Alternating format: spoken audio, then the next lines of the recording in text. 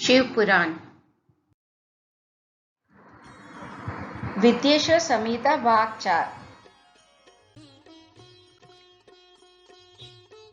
18वां अध्याय बंधन और मोक्ष का विवेचन। शिव के भस्म धारण का रहस्य। ऋषि बोले, सर्वज्ञ में श्रेष्ठ सूची, बंधन और मोक्ष क्या है? कृपया हम पर कृपा कर हमें बताइए। सूजी ने कहा, महर्षियों में बंधन और मोक्ष के स्वरूप व उपाय का वर्णन तुम्हारे लिए कर रहा हूँ।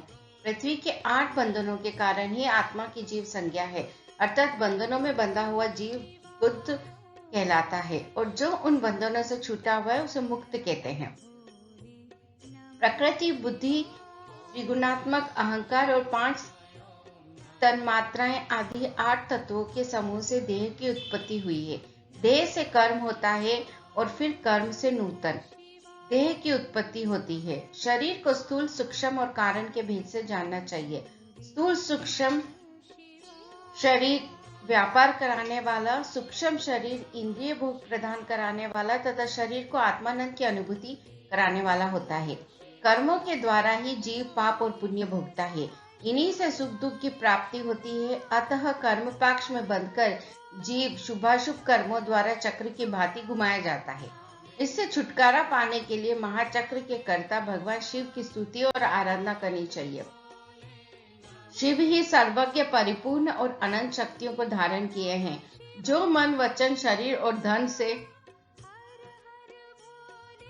बेलिंग तथा भक्त जनों में शिव भावना करके उनकी पूजा करते हैं, उन पर शिव जी की कृपा अवश्य होती है।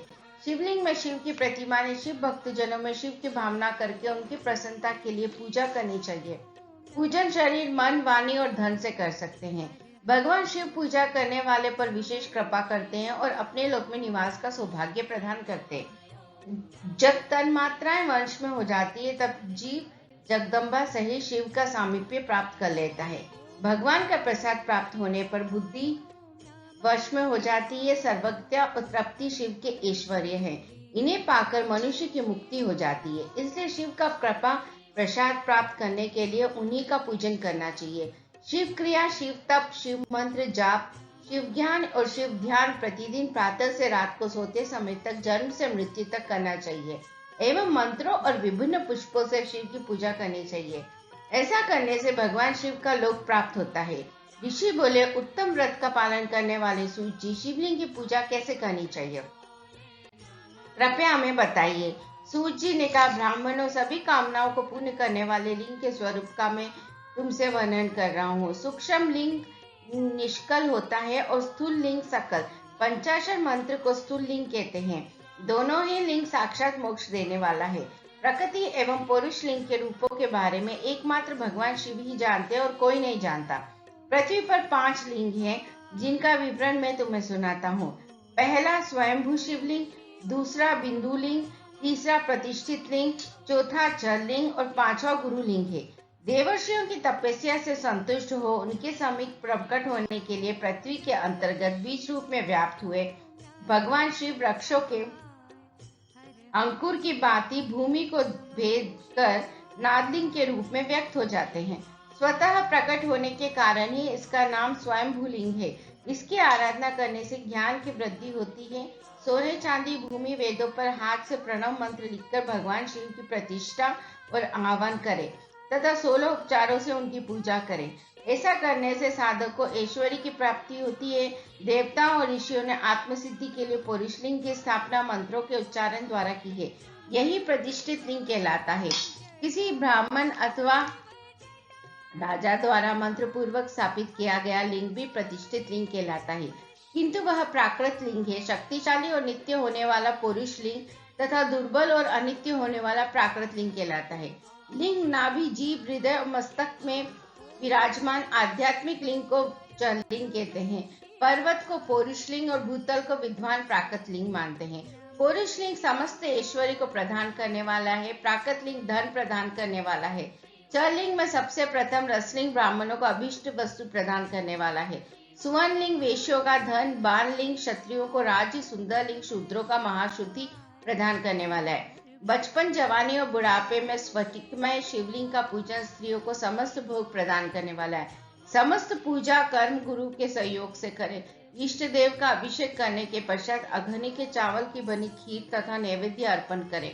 निवृत्त मनुष्य को सूक्ष्म लिंग का पूजन विभूति के द्वारा करना चाहिए। विभूति लोकाग्नि जनित, वेदाग्नि जनित और शिवाग्नि जनित 3 प्रकार की होती है।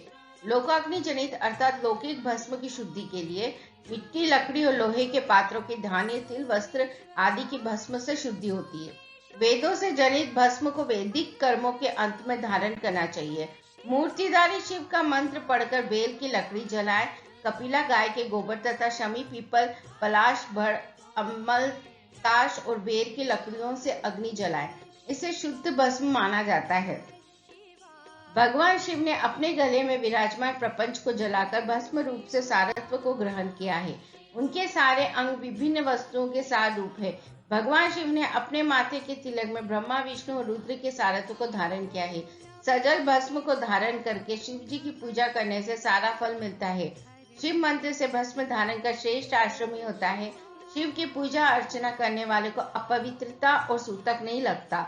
गुरु शिष्य के राजस, तामस और तमोगुण का नाश कर शिव का बोध कराता है। ऐसे गुरु के हाथ से भस्म धारण करनी चाहिए। जन्म और मरण सब भगवान शिव ने ही बनाए हैं, जो इन्हें उनकी सेवा में ही अर्पित कर देता है वह बंधनों से मुक्त हो जाता है। स्थूल, सूक्ष्म और कारण को वश में कर लेने से मोक्ष प्राप्त होता है। जो शिव की पूजा में तत्पर हो, मौन रहे, सत्य तथा गुणों से युक्त हो, क्रिया जाप तप करता रहे, उसे दिव्य ऐश्वर्य की प्राप्ति होती है तथा ज्ञान का उदय होता है। शिव भक्त यथायोग्य क्रिया एवं अनुष्ठान करे तथा धन का उपयोग कर शिव स्थान में निवास करे। भगवान शिव के महात्मा का सभी के सामने प्रचार करे। शिव मंत्र के रहस्य को उनके अलावा कोई नहीं जानता, इसलिए शिवलिंग का नित्य पूजन करें।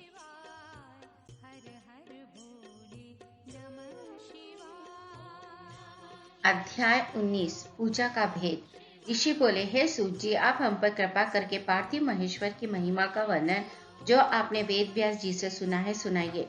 सूत जी बोले, हे ऋषियों, मैं भोग और मोक्ष देने वाली पार्थिव पूजा पद्धति का वर्णन कर रहा हूँ। पार्थिव लिंग सभी लिंगों में सर्वश्रेष्ठ है। इसके पूजन से मनोवांछित फलों की प्राप्ति होती है। अनेक देवता, दैत्य, मनुष्य, गंधर्व, सर्प एवं राक्षस शिवलिंग की उपासना से अनेक सिद्धियां प्राप्त कर चुके हैं। जिस प्रकार सतयुग में रत्न का, त्रेता में स्वर्ण का व द्वापर में पारे का महत्व है, उसी प्रकार कलयुग में पार्थिव लिंग अति महत्वपूर्ण है। शिव मूर्ति का पूजन तप से भी अधिक फल प्रदान करता है।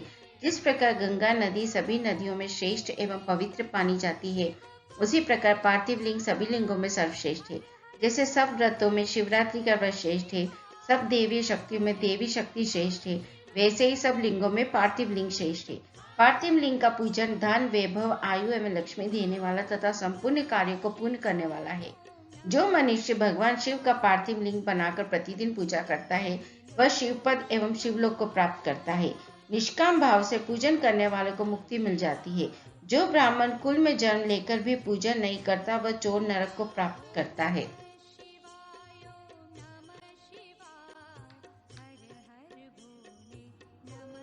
अध्याय 20 पार्थिव लिंग पूजन की विधि। पार्थिव लिंग की श्रेष्ठता तथा महिमा का वर्णन करते हुए सूत जी ने कहा, हे श्रेष्ठ महर्षियों, वैदिक कर्मों के प्रति श्रद्धा भक्ति रखने वाले मनुष्य के लिए पार्थिव लिंग पूजा पद्धति ही परम उपयोगी एवं श्रेष्ठ है तथा भोग एवं मोक्ष प्रदान करने वाली है।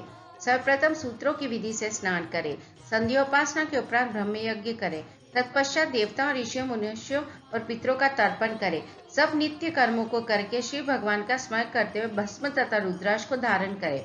फिर पूर्ण भक्ति भावना से पार्थिव लिंग की पूजा अर्चना करें। ऐसा करने से संपूर्ण मनोवांछित फलों की प्राप्ति होती है। किसी नदी या तालाब के किनारे, पर्वत पर या जंगल में या शिवालय में अथवा अन्य किसी पवित्र स्थान पर पार्थिव पूजन करना चाहिए। पवित्र स्थान की मिट्टी से शिवलिंग का निर्माण करना चाहिए। ब्राह्मण श्वेत मिट्टी से, क्षत्रिय लाल मिट्टी से, वैश्य पीली मिट्टी से एवं शूद्र काली मिट्टी से शिवलिंग का निर्माण करें। शिवलिंग हेतु मिट्टी को एकत्र कर उसे गंगा जल से शुद्ध करके धीरे धीरे उससे लिंग का निर्माण करें तथा इस संसार के सभी भोगों को तथा संसार से मोक्ष प्राप्त करने हेतु पार्थिव लिंग का पूजन भक्ति भावना से करें।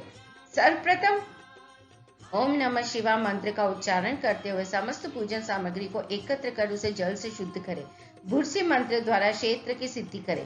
फिर जल का संस्कार करें। स्फटिक शिला का घेरा बनाए तथा क्षेत्र शुद्धि करें। तत्पश्चात शिवलिंग की प्रतिष्ठा करें तथा वैदिक रीति से पूजा उपासना करें। भगवान शिव का आवाहन करें तथा आसन पर उन्हें स्थापित करके उनके समक्ष आसन पर स्वयं बैठ जाए। शिवलिंग को दूध, दही और घी से स्नान कराएं। ऋचाओं से मधु, शहद और शक्कर से स्नान कराएं।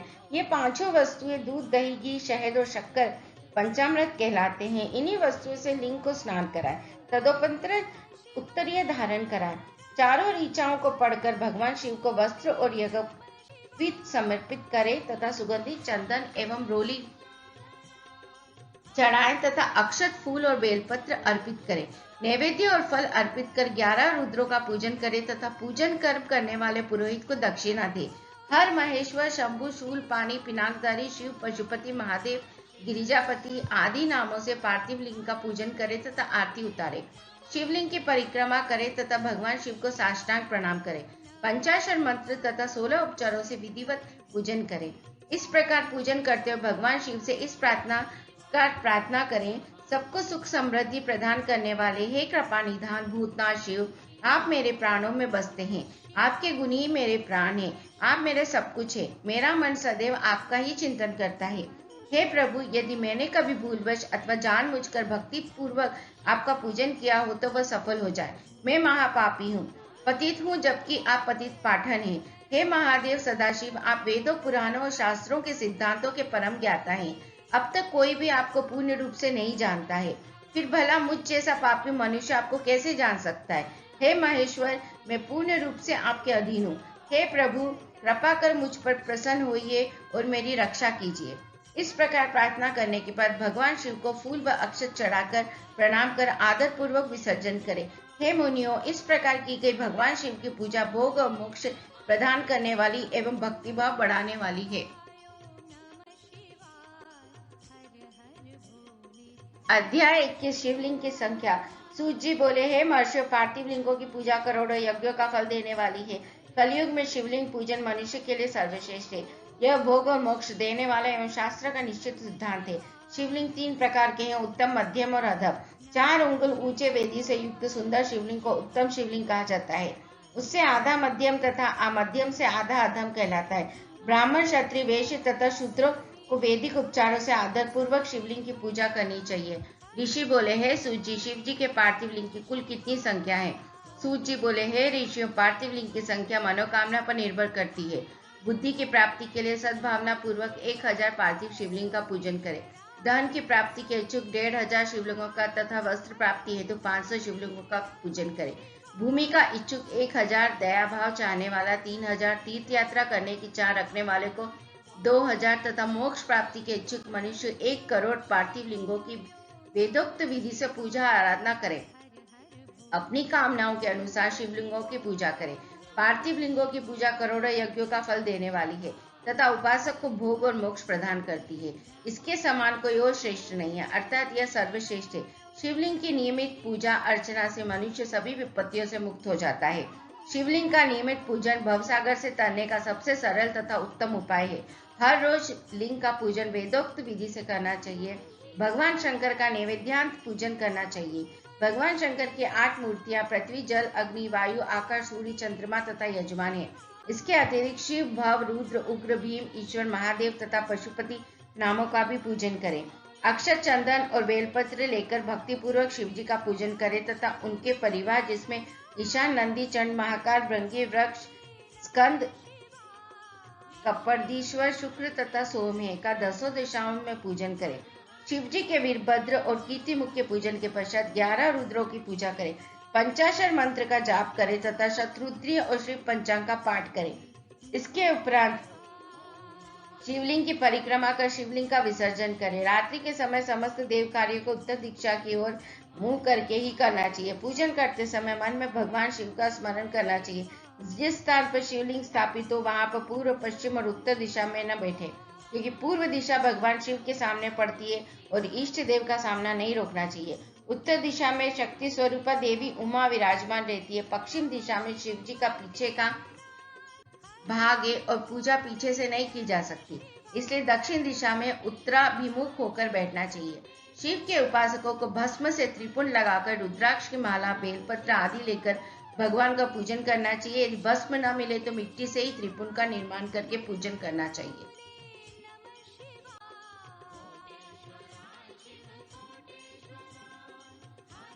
22वां अध्याय शिव नैवेद्य और बिल्व महात्माएं। ऋषि बोले, हे सूत जी, हमने पूर्व में सुना है कि शिव का नैवेद्य ग्रहण नहीं करना चाहिए। इस संबंध में शास्त्र क्या कहते हैं, इसके बारे में बताइए तथा बिल्व के महात्मा को भी स्पष्ट कीजिए। सूत जी ने कहा, हे मुनिया, आप सभी शिव व्रत का पालन करने वाले हैं, इसलिए मैं आपको प्रसन्नता पूर्वक सारी बातें बता रहा हूँ। आप ध्यान पूर्वक सुने। भगवान शिव के भक्त को उत्तम व्रत का पालन करता है तथा बाहर भीतर से पवित्र व शुद्ध है, अर्थात निष्काम भावना से भगवान शंकर की पूजा अर्चना करता है। शिव नैवेद्य का अवश्य भक्षण करना चाहिए, क्योंकि नैवेद्य को देख लेने से ही सारे पाप दूर हो जाते हैं। उसको ग्रहण करने से बहुत से पुण्यों का फल मिलता है। नैवेद्य को खाने से हजारों और अरबों यज्ञों का पुण्य अंदर आ जाता है। जिसके घर में शिव जी के नैवेद्य का प्रचार होता है, उसका घर तो पवित्र है ही, बल्कि वह सात्विक के अन्य घरों को भी पवित्र कर देता है। इसलिए सिर झुकाकर प्रसन्नता पूर्वक एवं भक्ति भावना से इसे ग्रहण करें और इसे खा ले। जो मनुष्य इसे ग्रहण करने या लेने में विलंब करता है, वह पाप का भागी होता है। शिव की दीक्षा से युक्त शिव भक्त के लिए नैवेद्य महाप्रसाद है। जो मनुष्य भगवान शिव के अलावा अन्य देवताओं की दीक्षा भी धारण किए, उनके संबंध में ध्यान पूर्वक सुनिए। ब्राह्मणों, जहाँ से शालग्राम शिला की उत्पत्ति होती है, वहां उत्पन्न लिंग में, रसलिंग में, पाषाण, रजत तथा सुवर्ण से निर्मित लिंग में, देवताओं तथा सिद्धों द्वारा प्रतिष्ठित लिंग में, केसर लिंग, स्फटिक लिंग, रत्न निर्मित लिंग तथा समस्त ज्योतिर्लिंगों में विराजमान भगवान शिव के नैवेद्य को ग्रहण करना चांद्रायन व्रत के समान पुण्यदायक है। शिव नैवेद्य भक्षण करने एवं उसे सिर पर धारण करने से ब्रह्म हत्या के पाप से भी छुटकारा मिल जाता है और मनुष्य पवित्र हो जाता है। परंतु जहाँ चांडालों का अधिकार हो, वहां का महाप्रसाद भक्ति पूर्वक भक्षण नहीं करना चाहिए। बाणलिंग, लोह निर्मित लिंग, सिद्धलिंग, उपासना से प्राप्त अर्थात सिद्ध द्वारा स्थापित लिंग, स्वयंभूलिंग एवं मूर्तियों का जहाँ पर चंड का अधिकार नहीं है। जो मनुष्य भक्ति पूर्वक स्नान कराकर उस जल का 3 बार आचमन करता है, उसके सभी कायिक, वाचिक और मानसिक पाप नष्ट हो जाते हैं। जो वस्तु भगवान शिव को अर्पित की जाती है, वह अत्यंत पवित्र मानी जाती है। हे ऋषियों, बिल्व अर्थात बेल का वृक्ष महादेव का रूप है। देवताओं द्वारा इसकी स्तुति की गई है। तीनों लोकों में स्थित सभी तीर्थ बिल्व में ही निवास करते हैं, क्योंकि इसकी जड़ में लिंग रूपी महादेव जी का वास होता है। जो इसकी पूजा करता है, वह निश्चय ही शिवपद प्राप्त करता है। जो मनुष्य बिल्व की जड़ के पास अपने मस्तक को जल से सींचता है, उसे संपूर्ण तीर्थ स्थलों पर स्नान का फल प्राप्त होता है। बिल्व की जड़ों को पूरा पानी से भरा देखकर भगवान शिव संतुष्ट एवं प्रसन्न होते हैं। जो मनुष्य बिल्व की जड़ों अर्थात मूल भाग का गंध, पुष्प इत्यादि से पूजन करता है, वह सीधा शिवलोक जाता है। उसे संतान और सुख की प्राप्ति होती है। भक्ति पूर्वक पवित्र मन से बिल्व की जड़ में दीपक जलाने वाला मनुष्य सब पापों से छूट जाता है। इस वृक्ष के नीचे जो मनुष्य एक शिव भक्त ब्राह्मण को भोजन कराता है, उसे 1 करोड़ ब्राह्मणों को भोजन कराने का फल मिलता है। इस वृक्ष के नीचे दूध घी में पके अन्न का दान देने से दरिद्रता दूर हो जाती है। हे ऋषियों, प्रवृत्ति और निवृत्ति के 2 मार्ग है। प्रवृत्ति के मार्ग में पूजा पाठ करने से मनोरथ पूर्ण हो जाते हैं। यह संपूर्ण अभिष्ट फल प्रदान करता है। किसी सुपात्र गुरु द्वारा विधि विधान से पूजन कराए। अभिषेक के बाद अघनी चावल से बना नैवेद्य अर्पणा करें। पूजा के अंत में शिवलिंग को संपुट में विराजमान कर घर में किसी शुद्ध स्थान पर रख दे। निवृत्ति मार्गी उपासकों का हाथ में ही पूजन करना चाहिए। भिक्षा में प्राप्त भोजन को ही नैवेद्य के रूप में अर्पित करें। निवृत्ति पुरुषों के लिए सूक्ष्म लिंग ही श्रेष्ठ है। विभूति से पूजन करें तथा विभूति को ही निवेदित करें। पूजा करने के उपरांत लिंग को मस्तक पर धारण करें।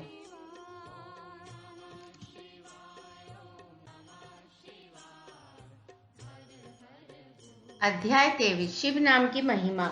ऋषि बोले, हे व्यास सूत जी, आपको नमस्कार है। हम पर कृपा करें, हमें परम उत्तम रुद्राक्ष तथा शिव नाम की महिमा का महात्मा सुनाइए। सूत जी बोले, हे ऋषियों, आपने बहुत ही उत्तम तथा समस्त लोगों के हित की बात पूछी है। भगवान शिव की उपासना करने वाले मनुष्य धन है, उनका मनुष्य होना सफल हो गया है। साथ ही शिव भक्ति से उनके कुल का उद्धार हो गया है। जो मनुष्य अपने मुख से सदाशिव और शिव नामों का उच्चारण करते हैं, पाप उनका स्पर्श भी नहीं कर पाता। भस्म, रुद्राक्ष और शिव नाम त्रिवेणी के समान महापुण्यमय है। इन तीनों के निवास और दर्शन मात्र से ही त्रिवेणी के स्नान का फल प्राप्त हो जाता है। इनका निवास जिसके शरीर में होता है, उसके दर्शन से ही सभी पापों का विनाश हो जाता है। भगवान शिव का नाम गंगा है। विभूति भस्म यमुना मानी गई है तथा रुद्राक्ष को सरस्वती कहा गया है। इनकी संयुक्त त्रिवेणी समस्त पापों का नाश करने वाली है। हे श्रेष्ठ ब्राह्मणों, इनकी महिमा सिर्फ भगवान महेश्वर ही जानते हैं। यह शिव नाम का महात्मा समस्त पापों को हल लेने वाला है। शिव नाम अग्नि और महापाप पर्वत है। इस अग्नि से पाप रूपी पर्वत जल जाते हैं। शिव नाम को जपने मात्र से ही पाप मूल नष्ट हो जाते हैं। जो मनुष्य इस पृथ्वी लोक में भगवान शिव के जाप में लगा हुआ रहता है, वह विद्वान, पुण्यात्मा और वेदों का ज्ञाता है। उसके द्वारा किए गए धर्म कर्म फल देने वाले। जो भी मनुष्य शिव नाम रूपी नौका पाकर भवसागर को तर जाते हैं, उनके भव रूपी पाप निसंदेह ही नष्ट हो जाते हैं। जो पाप रूपी दावानल से पीड़ित है, उन्हें शिव नाम रूपी अमृत का पान करना चाहिए।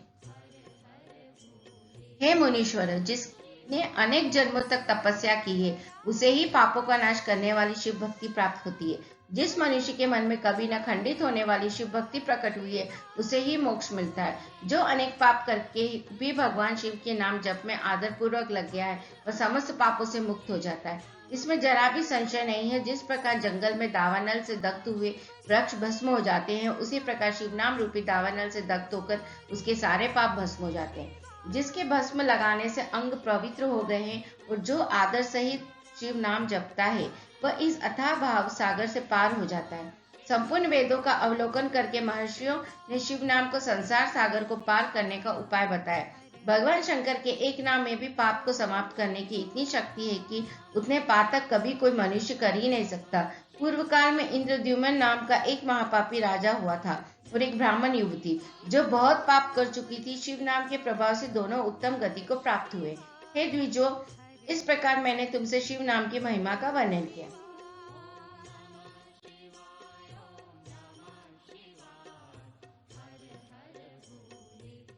अध्याय 24 भस्म धारण की महिमा। सूत जी ने कहा, हे ऋषि, अब मैं तुम्हारे लिए समस्त वस्तुओं का पावन करने वाले भस्म का महात्मा सुनाता हूँ। भस्म दो प्रकार की होती है, एक महाभस्म और दूसरी स्वल्प भस्म। महाभस्म के भी अनेक भेद हैं। यह 3 प्रकार की होती है, श्रोता, स्मार्त और लौकिक। श्रोता और स्मार्त भस्म केवल ब्राह्मणों के ही उपयोग में आने योग्य है। लौकिक भस्म का उपयोग सभी मनुष्य जन कर सकते हैं। ब्राह्मणों को वैदिक मंत्रों का जाप करते हुए भस्म धारण करनी चाहिए तथा अन्य मनुष्य बिना मंत्रों के भस्म धारण कर सकते हैं। उपलों से सिद्ध की हुई भस्म आग्नेय भस्म कहलाती है। यह त्रिपुंड का द्रव्य है।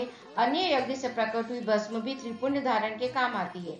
जाबाली उपनिषद के अनुसार अग्नि इत्यादि मंत्रों द्वारा 7 बार जल में भिगोकर शरीर में भस्म लगाए। तीनों संध्याओं में जो शिव भस्म से त्रिपुंड लगाता है, वह सब पापों से मुक्त होकर शिव की कृपा से मोक्ष पाता है। त्रिपुंड और भस्म लगाकर विधि पूर्वक जाप करें। भगवान शिव और विष्णु ने भी त्रिपुंड धारण किया है। अन्य देवियों सहित भगवती उमा और देवी लक्ष्मी ने इनकी प्रशंसा की है। ब्राह्मणों और क्षत्रिय, वैश्य, शूद्र, वर्ण संकरों तथा जाति भ्रष्ट पुरुषों ने भी उद्भूलन एवं त्रिपुंड रूप में भस्म धारण किए। महर्षियों, इस प्रकार संक्षेप में मैंने त्रिपुंड का महात्म्य बताया है। यह समस्त प्राणियों के लिए गोपनीय है। ललाट अर्थात माथे पर बोहों के मध्य भाग में बोहों के अंत भाग जितना बड़ा त्रिपुंड ललाट में धारण करना चाहिए। मध्यमका और अनामिका अंगुली से 2 रेखाएं करके अंगूठे द्वारा बीच में सीधी रेखा त्रिपुंड कहलाती है। त्रिपुंड अत्यंत उत्तम तथा भोग और मोक्ष देने वाला है। त्रिपुंड की एक एक रेखा में 9 देवताएं हैं, जो सभी अंगों में स्थित है। प्रणव का प्रथम अक्षर अकार, गार्हपत्य अग्नि, पृथ्वी, धर्म, रजोगुण, ऋग्वेद, क्रियाशक्ति, प्रातस्वन तथा महादेव, ये त्रिपुंड की प्रथम रेखा के 9 देवता हैं। प्रणव का दूसरा अक्षर उकार, दक्षिणाग्नि, आकाश, सत्वगुण, यजुर्वेद, मध्यनि, स्वर्ण, इच्छाशक्ति, अंतरात्मा तथा महेश्वर, ये दूसरी रेखा के 9 देवता हैं। प्रणव का तीसरा अक्षर महान, आहवनीय, अग्नि, परमात्मा, तमोगुण, द्युतक, ज्ञान शक्ति, सामवेद, तृतीय, सवन तथा शिव, ये तीसरी रेखा के 9 देवता हैं। प्रतिदिन स्नान से शुद्ध होकर भक्तिभाव से त्रिपुंड में स्थित देवताओं का नमस्कार कर त्रिपुंड धारण करे तो भोग और मोक्ष दोनों की प्राप्ति होती है। भस्म को 32, 16, 8 अथवा 5 स्थानों में धारण करें। सिर, माथा, दोनों कान, दोनों आंखें, नाक के दोनों नथुनों, दोनों हाथ, मुंह, कंठ, दोनों कोहनी, दोनों भुजदंड, हृदय, दोनों बगल, नाभि, दोनों अंडकोश, दोनों उरु, दोनों घुटनों, दोनों पिंडली, दोनों जांघों और पांव आदि 32 अंगों में क्रमशः अग्नि, वायु, पृथ्वी, देश, 10 दिशाएं, 10 दिक्पाल, 8 वसुंधरा, ध्रुव, सोम, आम, अनिल, प्रातःकाल इत्यादि का नाम लेकर भक्ति भाव से त्रिपुंड धारण करें अथवा एकाग्रचित हो 16 स्थान में ही त्रिपुंड धारण करें। सिर, माथा, कंठ, दोनों कंधों, दोनों हाथों, दोनों कोहनियों तथा दोनों कलाइयों हृदय, नाभि, दोनों पसलियां एवं पीठ में त्रिपुंड लगाकर इन 16 अंगों में धारण करें। तब अश्विनी कुमार, शिव शक्ति, रुद्र, ईश, नारद और वामा आदि 9 शक्तियों का पूजन करके उन्हें त्रिपुंड में धारण करें। सिर, बालों, दोनों कान, मुंह, दोनों हाथ, हृदय, नाभि, उर्युगल, दोनों पिंडली एवं दोनों पांव, इन 16 अंगों में क्रमशः शिव, चंद्रमा, रुद्र, ब्रह्मा, गणेश, लक्ष्मी, विष्णु, शिव, प्रजापति, नाग, दोनों नाग, कन्या, ऋषि कन्या, समुद्र, तीर्थ इत्यादि के नाम स्मरण करके त्रिपुंड भस्म धारण करें। माथा, दोनों कान, दोनों कंधे, छाती, नाभि एवं गुह्य अंग आदि 8 अंगों में सप्तऋषि ब्राह्मणों का नाम लेकर भस्म धारण करें अथवा मस्तक, दोनों भुजाएं, हृदय और नाभि, इन 5 स्थानों को भस्म धारण करने के योग्य बताया गया है। देश तथा काल को ध्यान में रखकर भस्म को अभिमंत्रित करना चाहिए तथा भस्म को जल में मिलाना चाहिए। त्रिनेत्रधारी, सभी गुणों के आधार तथा सभी देवताओं के जनक और ब्रह्म एवं रुद्र की उत्पत्ति करने वाला परब्रह्म परमात्मा शिव का ध्यान करते हुए ओम नमः शिवाय मंत्र को बोलते हुए माथे एवं अंगों पर त्रिपुंड धारण करें।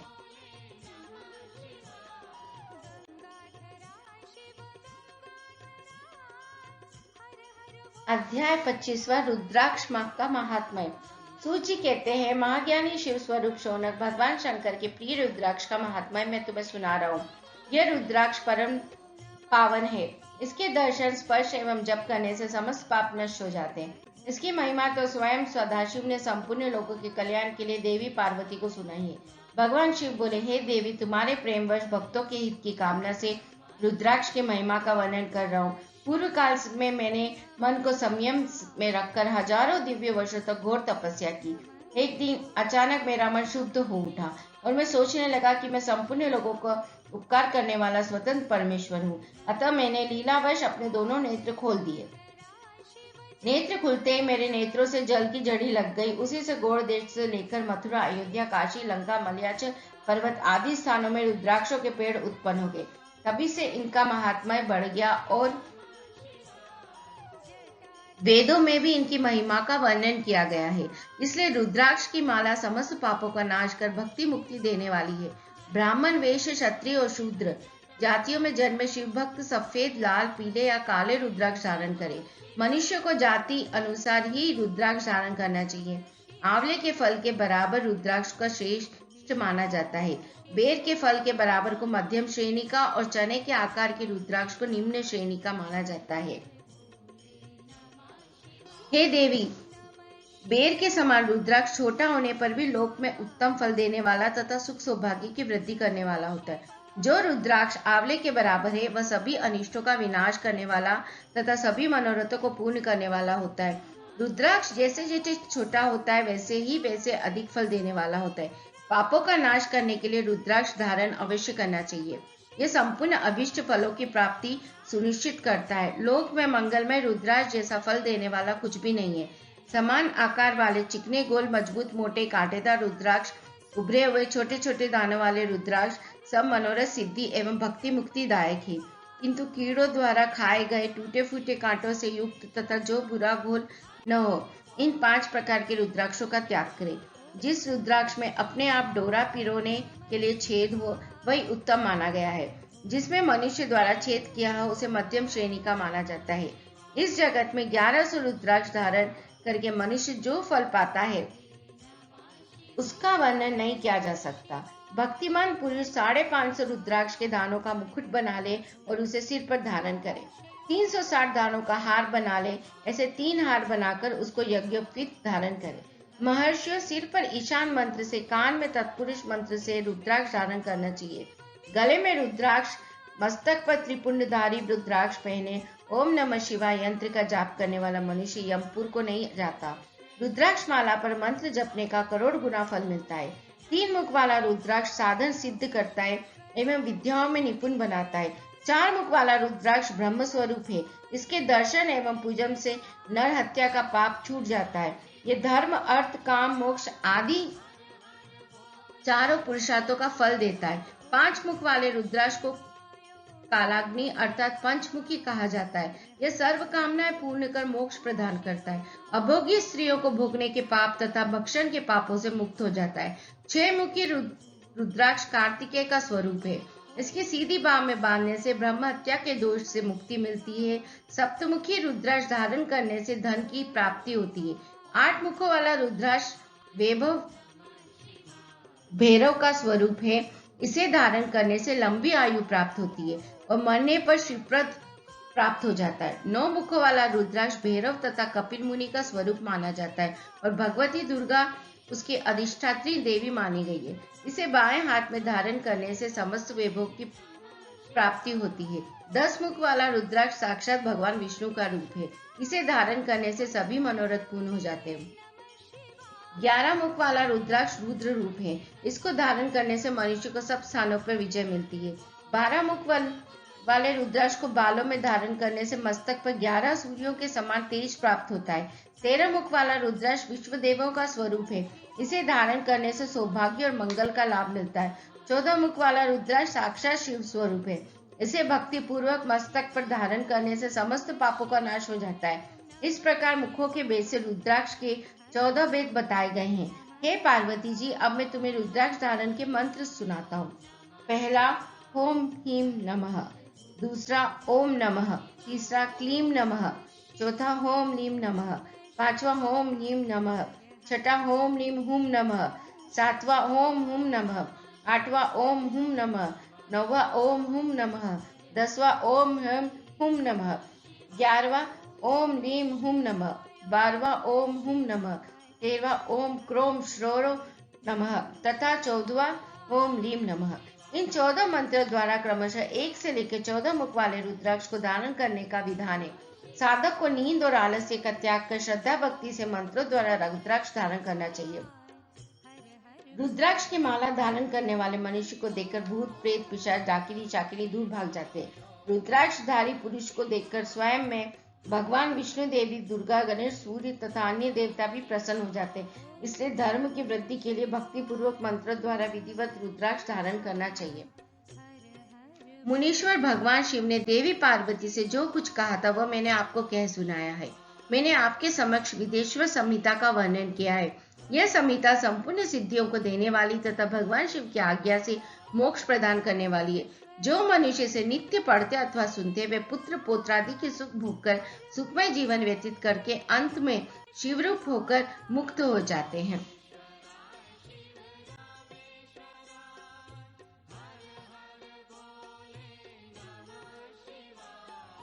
विद्येश्वर संहिता संपूर्ण है। यहाँ पर आपका विद्येश्वर संहिता का पाठ संपूर्ण हुआ है।